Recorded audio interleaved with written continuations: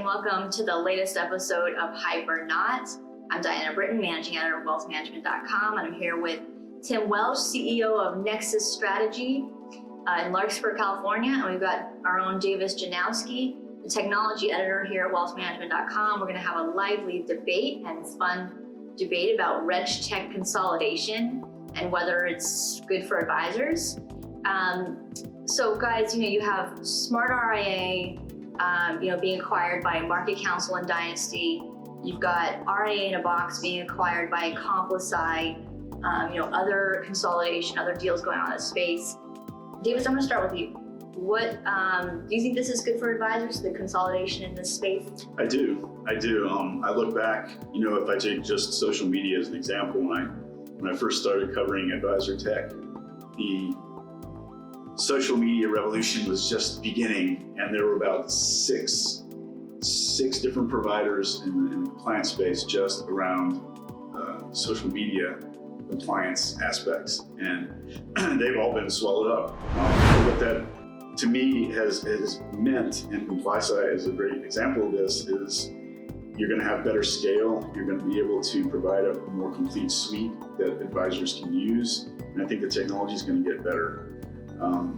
Because for far too long you had advisors where they had a real piecemeal approach. They had to have a half dozen different compliance, we'll call it technology, but sometimes this is as much as something to build a binder of, here's what I need to have my plan and be able to present if I get audited, and it's a literal paper binder. Now a lot of that is being put into the workflow of their CRM systems and other things. So, but don't you worry that one company will have all the data around compliance and regulatory and audits and so forth? I think it's a big danger. Every RA firm that we know is very, very different.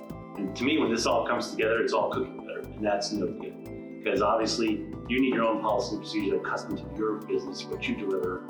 And if you take it from some big, ginormous tech thing, you could be working with someone else's approach. So I think there's a big danger. I mean, this is a slow, boring space, and no offense to our friends on the compliance side, but there's really not much here that's going on that really is going to argue you need a big consolidated platform. There are tons of other tools you can leverage. You don't have to. Well, I think a lot of these small mom and pop compliance shops don't have the money for R&D and to develop out the next iteration of what they have, let alone go and expand into other areas. And a lot of the acquisitions that have happened have been buying components needed by advisors to put in. They're going to make it more homogeneous and easier for advisors to use, which is, I think, another big hurdle. I think is it's more about efficiency for compliance officers than really right now catching malfeasance. It's being able to check that box that I have a solution in-house, that when the SEC comes knocking, FINRA comes knocking, I can show them I'm tracking this, that, or the other. I think it's also only going to be through technology and probably AI and machine learning, natural language processing, listening to phone calls, et cetera, that we're going to get to a place where we can actually catch malfeasance.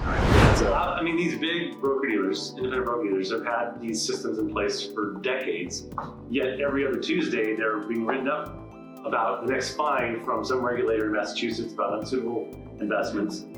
So if all these systems are so great at that scale, we're talking 17,000, 18,000 advisors, how can that possibly work in the individual space where each business is unique and a unicorn? The segment of the market that I like is the RIA side. They have to act as fiduciaries. I think too much of the IBD space, despite what they say about overemphasis of compliance on them and putting handcuffs on them, I think it's still off in the Wild West. Well, I would agree with you that the emerging technologies like AI, robotic process automation, and machine learning, those can be very powerful in this space. But those exist in other workflow tools, document management systems, other platforms. The smartest guys in the room with the money know that this is not a long-term deal. That says a lot, I think. What do you think?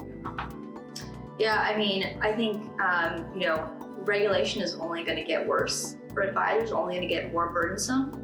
And so the more tools that can automate that, and the more complete the solution they can have, the better.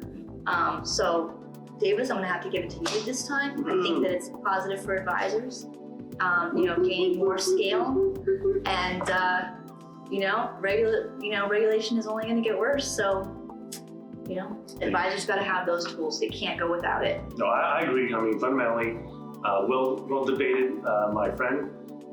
Absolutely, automation is key here. There's only going to get trickier in the regulatory world. So, yes, I did take a more biased position there, but I would agree with a little bit of what you said. Yeah, despite the unsexiness of compliance, you got to deal with it. So, thank you for joining this edition of Hypernaut, and we'll see you next time.